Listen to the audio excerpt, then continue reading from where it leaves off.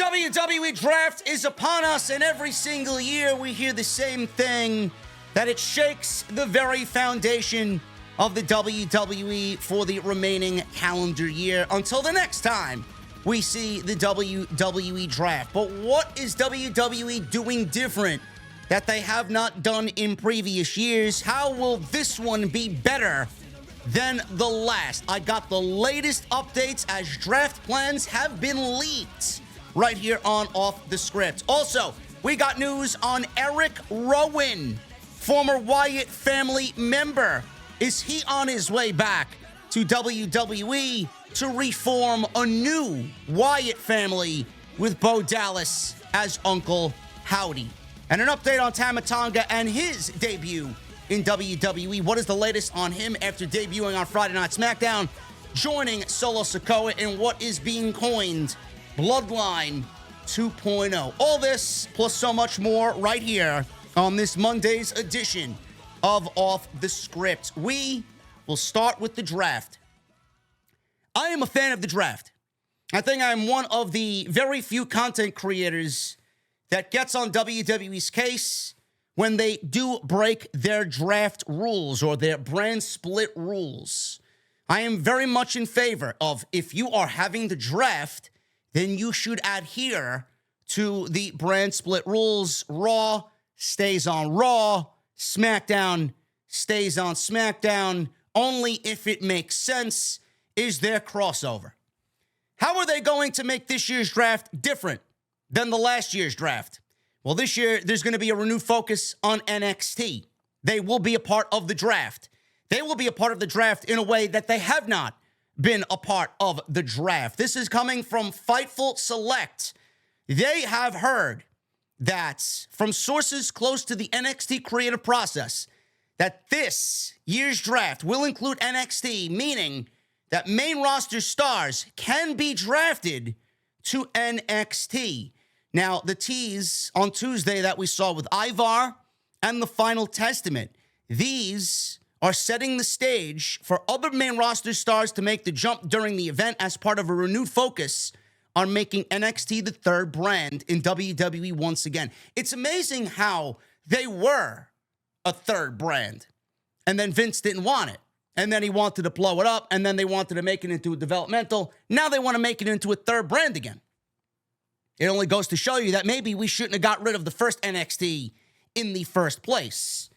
Now, Fightful has also been told that the next 2 weeks of NXT programming will focus on the draft in the lead up to their event Spring Breakin', as shown on this past Tuesday's episode of NXT. As for what NXT talent can be expected to come up in the draft, Fightful has spoken to several talent who have been told by Shawn Michaels this week that he isn't sure who will be brought up from NXT in the draft. The only locks are Carmelo Hayes and Ilya Dragunov, set for Raw or SmackDown in the draft.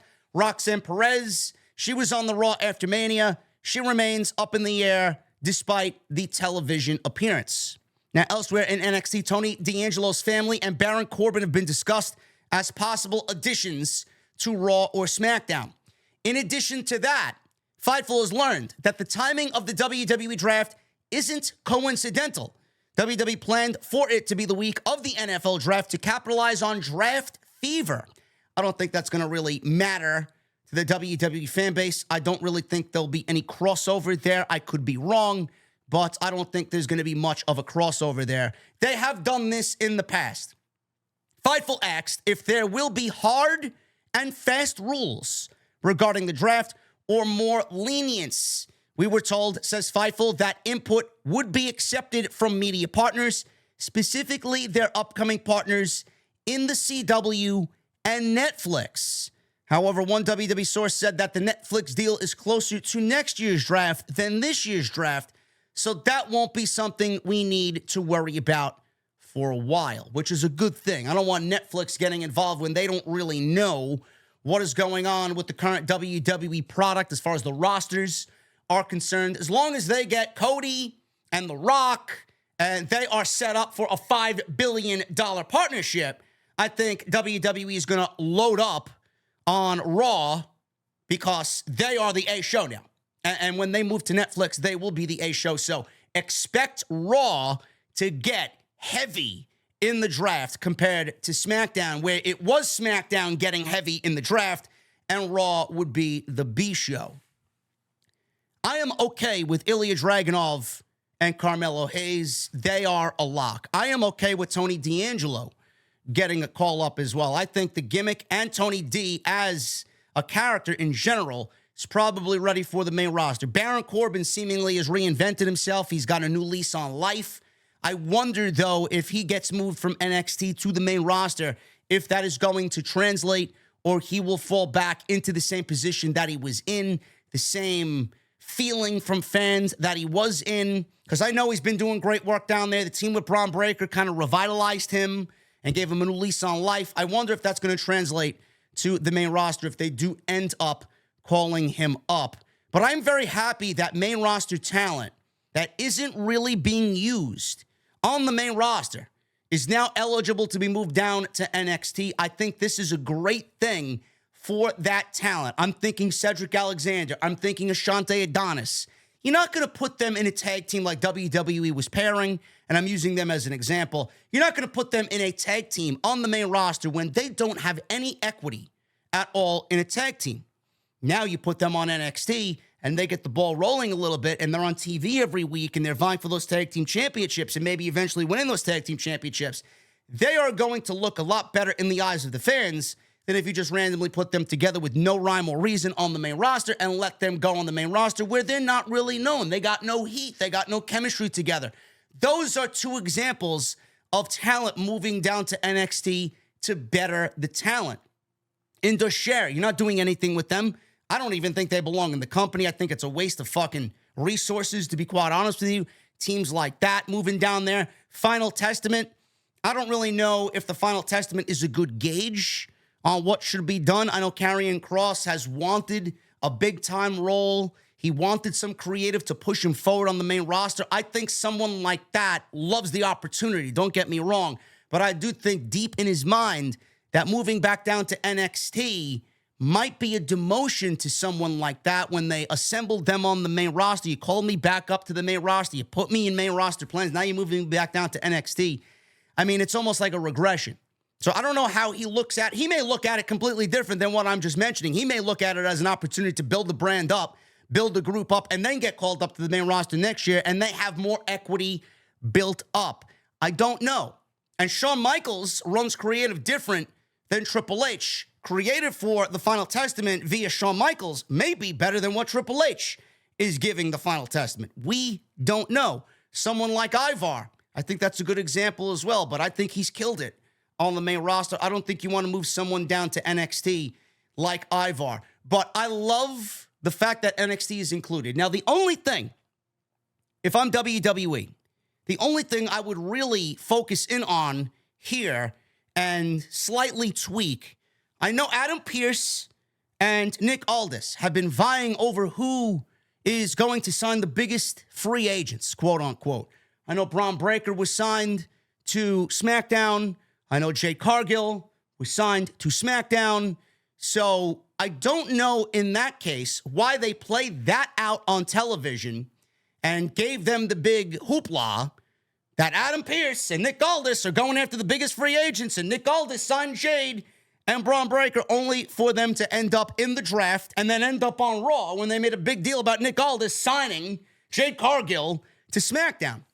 I would exclude those two. They got called up. They got signed to SmackDown.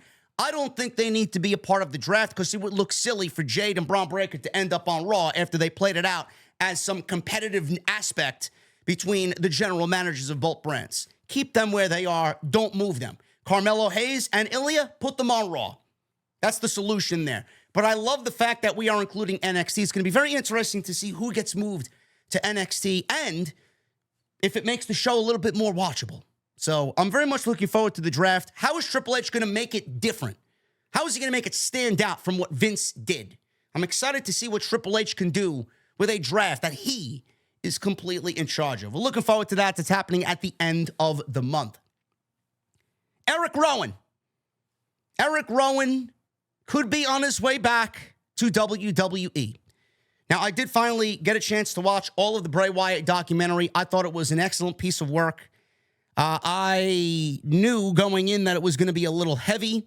So the salty discharge that was coming out of my eyeballs towards the end of that, watching Bray talk about Brody when Brody passed away, Brody Lee that is, and watching Bo Dallas break down and watch JoJo break down and hearing the story about how Bray, lived his final days.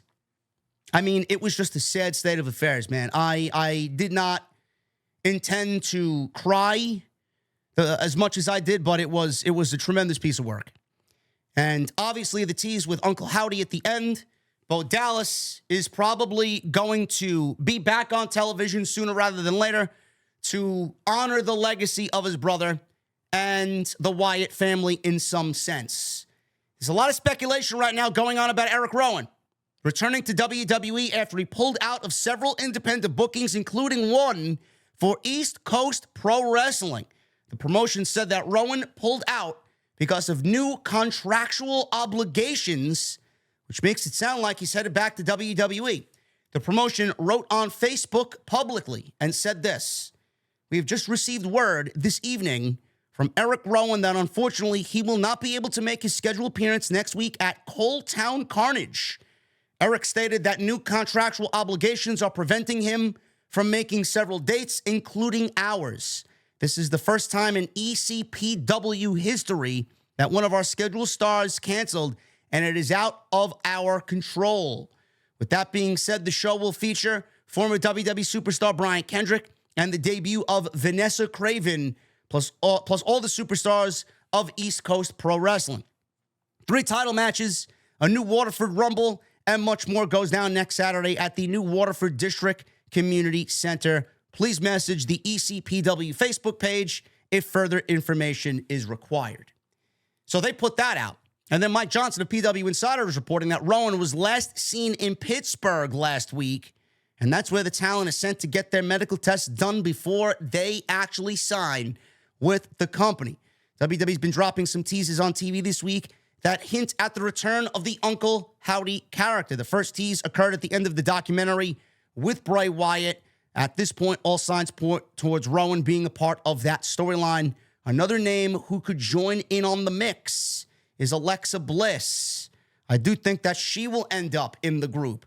Braun Strowman is another rumored name. I think Braun Strowman coming back from his injury, instead of placing him back on television in the same role that he played, I think he'll be more impactful if he does end up joining Bo Dallas and Alexa Bliss and Erick Rowan in some reformation of the Wyatt family. He's out with neck injury.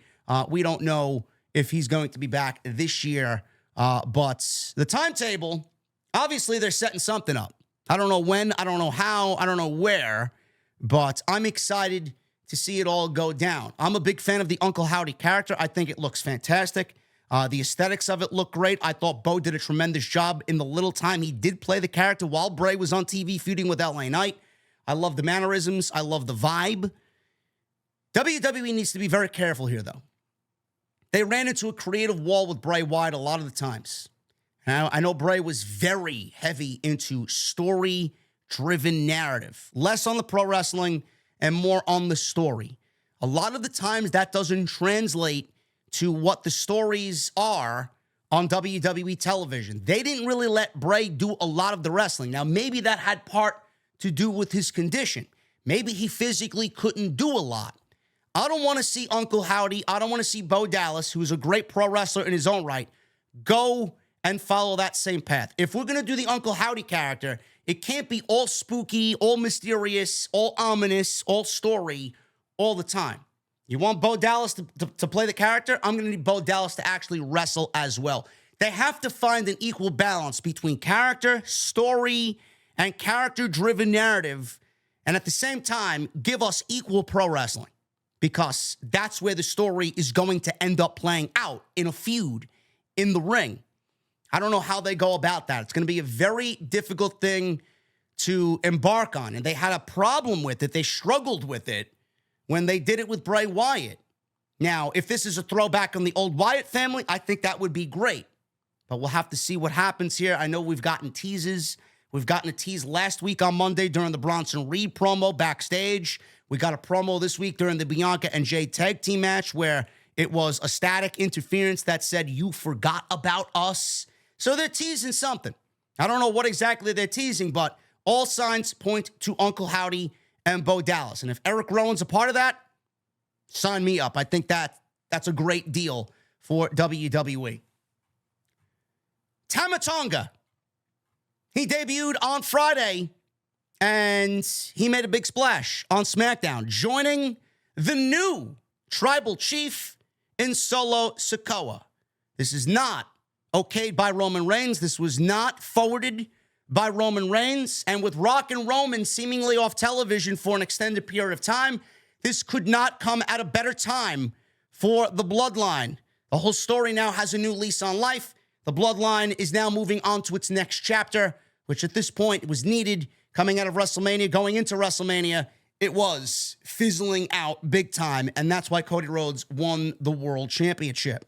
Tama Tonga has been eyed by WWE for quite some time and is now inserted into the top storyline in the company. Solo Sikoa introduced him into the Bloodline, kicking Jimmy Uso out. Tama Tonga's official debut was a long time coming and one that was expected over the last few months. Thus far, we haven't heard any info on if his brothers, Hikuleo and Tangaloa, are targeted by WWE. However, Jacob Fatu has been signed by WWE, and backstage, he was at WrestleMania. One idea that had been floated around internally as a possibility was Fatu teaming with Tama Tonga. Their fathers, Haku and the Tonga Kid, teamed together in the 1980s, known as the Islanders. Tama Tonga has long been targeted by WWE. They had interest back in 2006 in Tama Tonga when they brought in AJ Styles, Carl Anderson, Luke Gallows, and Shinsuke Nakamura. But Tonga opted to stay with New Japan to work alongside his brothers. Now, Fightful is reporting last year that WWE had interest in both Hikuleo and Tama Tonga, but things were held up when an unofficial hiring freeze took place when Vince McMahon forced his way back into the company. We haven't heard of any talks between Tama Tonga and AEW before he joined WWE, but Fightful's told that it was a foregone conclusion that he was headed to WWE as he's always maintained a positive relationship with the company. I'm excited.